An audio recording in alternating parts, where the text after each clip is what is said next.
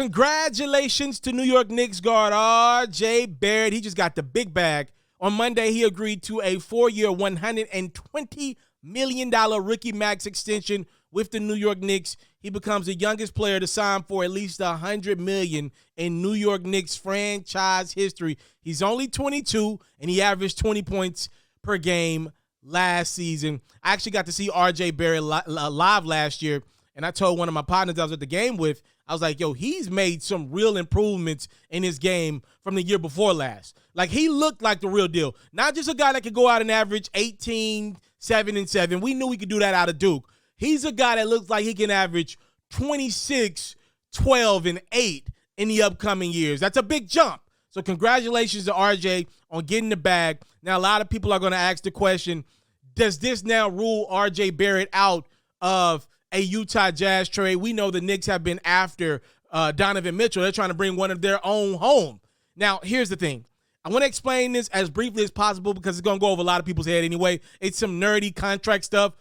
RJ Barrett is still eligible for trade, all right? When a lot of guys sign, especially later in their careers, they become ineligible for trade until December 15th.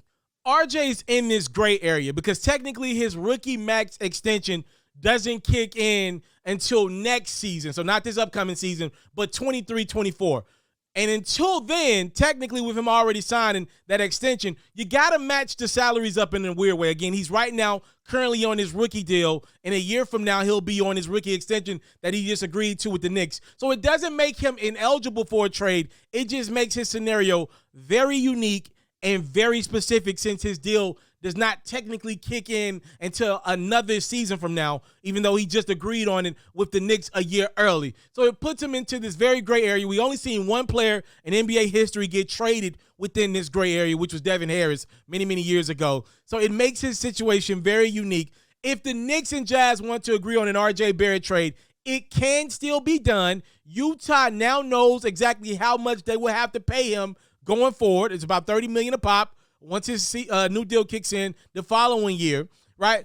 And again, the thing that I've been hearing from the Jazz's side is, yes, Danny Ainge would love to have RJ Barrett. He doesn't really want Julius Randle at all. But apparently there is a deal that still can be had with the Knicks, even if they don't include RJ Barrett in it. The Danny Ainge's main priority is to get as many picks as possible from whatever team acquires Donovan Mitchell. He also wants Quinn Grimes. Apparently, that's one of the most coveted pieces in the trade.